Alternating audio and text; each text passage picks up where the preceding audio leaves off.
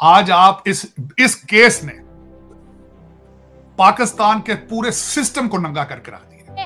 पाकिस्तान में दहशतगर्दी किस तरह करवाते हैं इंडिया वाले रॉ के जरिए, और हम उनके साथ तिजारत की अगर आप बात करेंगे वजीर खारजा होकर, हम इसको सीरियसली एग्जामिन करेंगे, देखेंगे कि क्या हम at least to the extent of economic activities and trade उसको हम देखेंगे क्या हो सकता है। भारतीय वजीर खारजा जयशंकर ने, आपको पता है, दो टोक अंदाज में पाकिस्तान के साथ मुज़ाकरात से इनकार कर दिया। जी हाँ, भारत और पाकिस्तान के ट्रेड को लेकर भारत के विदेश मंत्री डॉक्टर एस जयशंकर ने पाकिस्तान को उसकी असली औकात याद दिला दी। वो हमसे मुज़ाकरात से इनकार करें और हम मरे जाएंगे, उनसे हम तिजारत करें। Who does not hide the fact that they use terrorism as an instrument of statecraft. उन्होंने पाकिस्तान को सनद तौर पर दहशतगर्दों की सरपरस्ती करने वाला मुल्क करार दे दिया है। पहले भी उन्होंने कहा था कि दहशतगर्दी भी साथ चल रही हो और साथ में ट्रेड भी चल रही हो, ऐसा नहीं हो सकता। वो पहले भी ये कह चुके कई मरतबा। आखिर भारत पाकिस्तान के साथ ट्रेड करे तो कैसे करे, क्योंकि पाकिस्तान ने भारत को कश्मीर के नाम पर सिर्फ दहशतगर्दी के सिवा दिया ही क्या। तो जब इंडिया आपको ये कहता था पिछले 50-60 साल कि आओ कारोबार करो, तो आप कहते थे पहले कश्मीर का मसला हल करो। आज जब आप कहते हैं पहले कारोबार करो, वो कहते हैं पहले आओ दहशतगर्दी के मसले पे बात करो। বন্ধুরা, আমি দীপ আর আপনারা দেখছেন আপডেট ইন্ডিয়া। বন্ধুরা, আপনারা তো খবরটা অবশ্যই শুনেছেন যে অবশেষে পাকিস্তানের বুদ্ধি মাথায় এসেছে। তারা এখন চায় ভারতের সাথে বিজনেস করতে। পাকিস্তানের বিদেশ মন্ত্রী তারা ভারতের কাছে রিকোয়েস্ট করেছে যে আমরা সবকিছুকে ভুলে আমরা পাকিস্তান আর ভারত একসাথে মিলে আবার ব্যবসায় পুনরায় চালু করতে চাই। যেটা হোক, এর উপর তো আমি আপনাদের অলরেডি ভিডিও বানিয়ে দিয়েছি, কিন্তু তারপরে ভারতের বিদেশ মন্ত্রী এস জয়শঙ্কর স্যারের তরফ থেকে যে স্টেটমেন্ট দিয়েছে না, সেটাকে শুনে পাকিস্তানের প্রচন্ড পিছনে লাগে। হ্যাঁ বন্ধুরা, এমনকি পাকিস্তানের মিডিয়াতে ভারতের বিদেশ মন্ত্রী এস জয়শঙ্কর স্যারের যে স্টেটমেন্ট, সেটাতে তাদের পিছনে অনেক জ্বলে। একটা সময় ছিল যখন পাকিস্তানিরা ভারতকে বলতো ভারতের সাথে কোনো কিছু করার জন্য একটাই শর্ত রাখতো, সেটা হচ্ছে জম্মু কাশ্মীর, যে আগে টেবিলে বসো, জম্মু কাশ্মীরের সমস্যার সমাধান করো, তারপরে কোনো বিবাদিত মীমাংসা বা কোনো রকম বিজনেস তোমাদের সাথে আমরা করব। কিন্তু দেখুন, দুটো দেশ রয়ে গেছে কিন্তু সময় সম্পূর্ণ পরিবর্তন।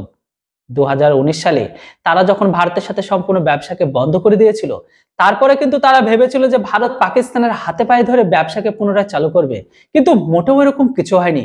বরং উল্টে তারাই এখন তাদের অর্থনীতিকে আবার ট্র্যাকে ফিরিয়ে আনার জন্য ভারতের হাত পায়ে ধরে বলছে যে আপনাদের সাথে আমাদের ব্যবসা আবার পুনরায় শুরু করুন, কেননা আমরা যে সমস্ত মালগুলো শিপমেন্ট করে বিদেশে পাঠাবো, সেই শিপমেন্ট করার জন্য আমাদের কাছে কোনো পয়সা নেই। যাই হোক, এই কথা শোনার পরে ভারতের বিদেশ মন্ত্রী এস জয়শঙ্কর স্যারজি কড়া ভাবে উচিত জবাব দিয়েছে পাকিস্তানকে। হ্যাঁ, যদিও জবাবটা বিজনেসকে নিয়ে নয়, জবাবটা ছিল এরকমই যে টেবিলে বসে কথাবার্তা তখনই হবে যখন পাকিস্তান গোটা দেশ থেকে তাদের সন্ত্রাসবাদকে মুছে ফেলবে। পাকিস্তানের যে সমস্ত সন্ত্রাসবাদীরা পিওকেতে লঞ্চপ্যাড করেছে, যেগুলোকে সম্পূর্ণ নির্মূল করবে, তারপরেই কিন্তু আমরা টেবিলে বসে এই ব্যবসাকে নিয়ে আলোচনা করব। কেননা একই টেবিলে বসে একদিকে সন্ত্রাসবাদ, অপরদিকে ব্যবসা, এটা কখনোই চলতে পারে না। কেননা এক নদীতে খুন, অপর নদীতে জল যেতে পারে না। যে কোনো একটাকে আপনাদের সিদ্ধান্ত নিতে হবে যে আপনার আগে আপনাদের দেশের সন্ত্রাসবাদকে মেটাবেন, না আগে আমাদের সাথে ব্যবসা করবেন। বাকিটা আপনার উপর ডিপেন্ড করছে, কেননা আপনাদের দেশ তো গোটা দেশটাই সন্ত্রাসবাদের আতুরঘর হয়ে উঠেছে। বাকিটা আপনাদের সিদ্ধান্ত, আপনারা কোনটা করবেন। ভারতের বিদেশ মন্ত্রী এস জয়শঙ্কর স্যারজি এরকম টাইপের স্টেটমেন্ট দেয়, তার এই স্টেটমেন্টে পাকিস্তানিদের ভীষণ জ্বলছে। साबिक वजीर खजाना जो कि अभी हमारे मौजूदा वजीर खारजा हैं, इसहाक डार साहब, उनको भारत से तिजारत की याद सताने लगी है।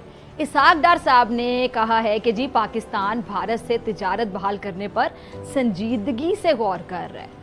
और अब जो दूसरी जानिब ज़राए क्या बताते हैं कि पाकिस्तान और भारत के दरमियान जो तिजारती ताल्लुकात हैं, उनकी बहाली के हवाले से स्टेक होल्डर्स में कोई इत्तेफाक राय नहीं हुआ है। इसहाक डार साहब, कुछ होश के नाखून आपको लेने चाहिए। ताली दो हाथ से बजती है। तो डार साहब, अभी तो मुल्क में तमाम जो सूबे और मरकज, वहां पे काबीनाएं मुकम्मल नहीं हुई हैं, इंतखाबी अमल अभी तक जारी है, और अफसोस के साथ कहूंगी जारी तो है लेकिन मुतनाज़े हो चुका है। मुतनाज़े है, चाहे एक सवाल भी उठ रहा हो तो मुतनाज़े ही होता है। यहाँ पे सवालात उठ रहे हैं, लेकिन आपको भारत से तिजारती ताल्लुकात की फिक्र सताने लगी है, समझ से बाहर है। आप वज़ीर खारजा हैं, सबसे बड़ी बात आपको तारीख तो मालूम होनी चाहिए ना कि भारत के साथ तिजारत की राह में सबसे बड़ा मसला क्या है। क्या है मसला सबसे बड़ा? मैं याद करवा देती हूँ आपको और हमेशा याद करवाते रहेंगे हम। मसला कश्मीर। जब तक भारत मसला कश्मीर को हल नहीं करता, कश्मीरी हमारे बहन भाइयों पे जुल्म का सिलसिला बंद नहीं करता, वहां मनमाने कवानीन मुसल्लत करना नहीं छोड़ता, इस मौजू पे बात तब तक नहीं की जानी चाहिए। कश्मीर पर कौम का मुत्तफिक का एक ही मौकिफ है कि इसके हल के लिए, इस मसले के हल के बगैर, इसका हमें हल चाहिए और इसके हल के बगैर तिजारत नहीं की जाए। वज़ीर खारजा जयशंकर ने, आपको पता है, दो टोक अंदाज में पाकिस्तान के साथ मुज़ाकरात से इनकार कर दिए। वो हमसे मुज़ाकरात से इनकार करें और हम मरे जाएंगे, उनसे हम तिजारत करें। उन्होंने पाकिस्तान को सनई तौर पर दहशतगर्दों की सरपरस्ती करने वाला मुल्क करार दे दिया है और यहां तक कहे कि माजी को भूलकर बातचीत नहीं हो सकती। उनकी आप बॉडी लैंग्वेज देखें, उनके रवैये देखें कि पार्टी वो करते हैं, दहशतगर्दों को यहां पे भेजते हैं। कुलभूषण कौन था, क्या करने आया था पाकिस्तान में? अभिनंदन जो जहाज लेके गिरा था यहां पे, क्या करने आया था पाकिस्तान में? पाकिस्तान में दहशतगर्दी किस तरह करवाते हैं इंडिया वाले रॉ के जरिए, और अब तो पूरी दुनिया में एक्सपोज होते चले जा रहे हैं। और मेरे ख्याल से वक्त करीब है कि इनको दहशतगर्द रियासत डिक्लेयर कर दिया जाएगा दुनिया भर की जाने। डॉक्टर फिजा अकबर खान, दहशतगर्दी हम लोग नहीं, आप लोगों ने फैलाई है कश्मीर में और भारत में भी। और बात की जाएगा ट्रेड की, तो भारत पाकिस्तान के साथ ट्रेड करना बिल्कुल भी पसंद नहीं करेगा अब, क्योंकि उसे अब पसंद नहीं है अब कि भारत के अंदर दहशतगर्दी दोबारा हो।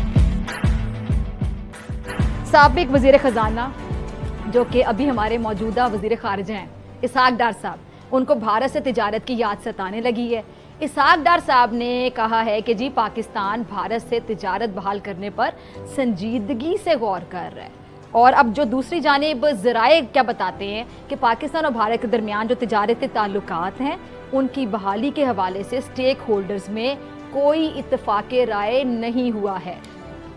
इसहाक डार साहब, कुछ होश के नाखून आपको लेने चाहिए। ताली दो हाथ से बजती है। तो डार साहब, अभी तो मुल्क में तमाम जो सूबे और मरकज वहां पे काबीनाएं मुकम्मल नहीं हुई हैं, इंतखाबी अमल अभी तक जारी है और अफसोस के साथ कहूंगी जारी तो है लेकिन मुतनाज़े हो चुका है, मुतनाज़े है। चाहे एक सवाल भी उठ रहा हो तो मुतनाज़े ही हो। तो बंधुरा ভিডিওটি তো শুনলেন কি বলছে তারা। যাই হোক বন্ধুরা, এর উপর আপনাদের কি মতামত?